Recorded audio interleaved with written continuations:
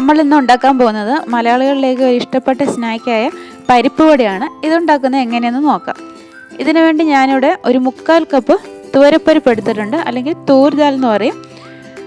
പിന്നെ ഞാൻ ഇതിനു വേണ്ടി എടുത്തിരിക്കുന്നത് ഒരു 1/4 കപ്പ് കടലപ്പരിപ്പാണ്. കടലപ്പരിപ്പ് ഞാനൊരു 1/4 കപ്പ് മാത്രമേ ചേർക്കുന്നുള്ളൂ. കടലപ്പരിപ്പ് ഇല്ലെങ്കിൽ 1 കപ്പ് തുവരപ്പരിപ്പ് തന്നെ എടുത്താലും മതി. ആദ്യം നമുക്ക് ഈ 2 പരിപ്പ് ഒന്ന് കുതിർക്കാൻ വേണ്ടി വെക്കണം. ഒരു 2 മണിക്കൂറാണ് ഇത് ഞാൻ കുതിർക്കാൻ വേണ്ടി വെക്കുന്നത്.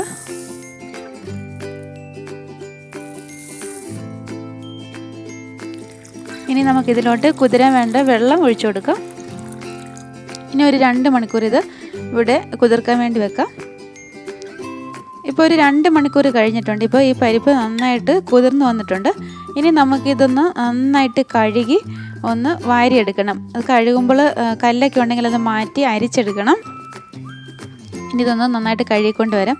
ഇതിപ്പോൾ ഞാൻ കഴുകി വാരി ഇവിടെ വെച്ചിട്ടുണ്ട്. നമ്മളിത് കഴുകി ഇങ്ങനെ ഒരു അരിപ്പയിലോട്ട് വാരി തന്നെ വെക്കണം, അല്ലെങ്കിൽ നമ്മളിത് അരച്ചെടുക്കുമ്പോൾ അതിൽ വെള്ളം കാണും.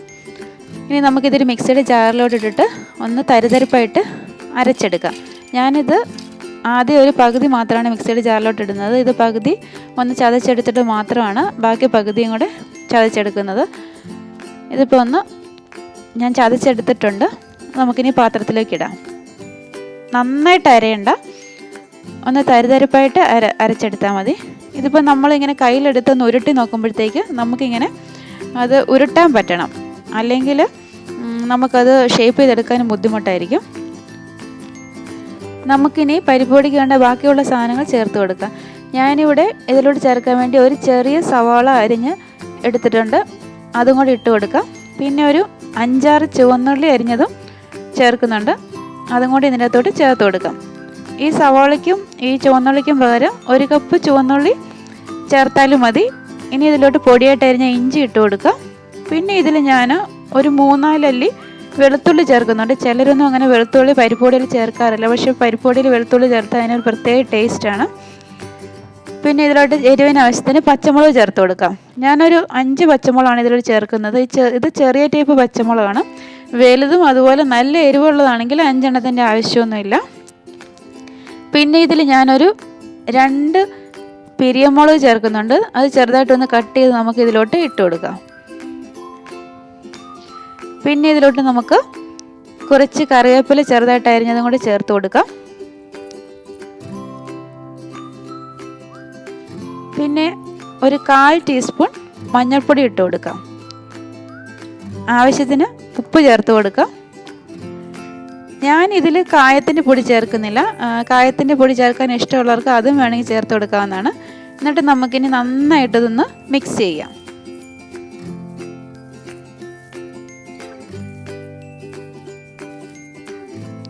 ഇതിപ്പോൾ നന്നായിട്ട് മിക്സ് ആയിട്ടുണ്ട്. നമുക്കിനി ഇതിൽ നിന്ന് ഒരു ചെറുനാരങ്ങ വലിപ്പത്തിലെടുത്ത് ഒന്ന് ഉരുട്ടിയെടുക്കാം. എന്നിട്ട് വേണം നമുക്കിത് ഷേപ്പ് ചെയ്തെടുക്കാൻ. ഇനി നമുക്ക് നമ്മുടെ കൈവെള്ളയിൽ വെച്ചിട്ട് ഇതൊന്ന് ഷേപ്പ് ചെയ്തെടുക്കാം. കനം കുറഞ്ഞ് പരത്തുന്നതായിരിക്കും നല്ലത്. അപ്പോഴത്തേക്ക് ഇത് പെട്ടെന്ന് തന്നെ മൂത്ത് കിട്ടുകയും ചെയ്യും, അകമെല്ലാം നന്നായിട്ട് വെന്ത് കിട്ടുകയും ചെയ്യും.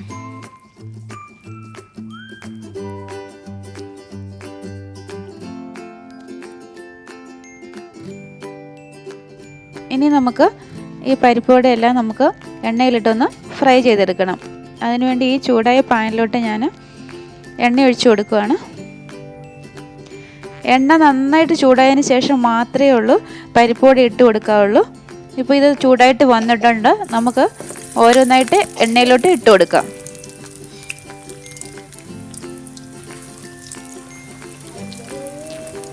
എണ്ണയുടെ ചൂട് കുറവാണെങ്കിൽ പരിപ്പോട നമ്മൾ എണ്ണയിലോട്ട് ഇടുമ്പം അത് പൊട്ടിപ്പോവുകയും ചെയ്യും, അതുപോലെ ധാരാളം എണ്ണ കുടിക്കുകയും ചെയ്യും.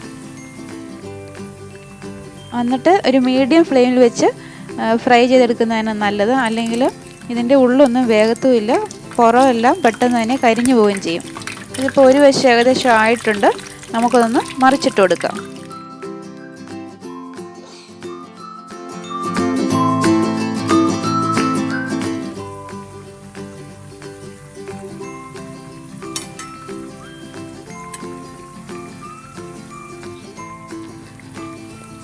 ഇപ്പോൾ പരിപ്പോടെ എടുക്കാൻ പാകത്തിന് മൂത്തിട്ടുണ്ട്. നമുക്കിനി ഇത് എണ്ണയിൽ നിന്ന് എടുത്ത് ഒരു ടിഷ്യൂ പേപ്പറിലേക്ക് മാറ്റാം. ഇതുപോലെ തന്നെ ബാക്കിയുള്ള പരിപ്പ് വടകൾ നമുക്ക് ഇതുപോലെ ഫ്രൈ ചെയ്തെടുക്കാം.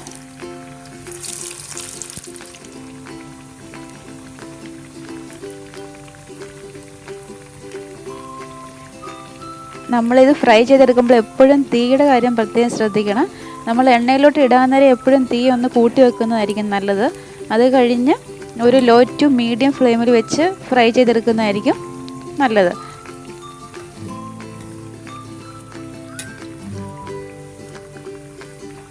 പരിപ്പുവട എപ്പോഴും കരിയാതെ തന്നെ ഫ്രൈ ചെയ്തെടുക്കണം. കരിഞ്ഞു പോയാൽ അതിന് ഒരു നല്ല ടേസ്റ്റ് കിട്ടത്തേ ഇല്ല. ഇതിപ്പോൾ ഇതും റെഡി ആയിട്ടുണ്ട്. അത് നമുക്ക് എണ്ണയിൽ നിന്ന് മാറ്റാം.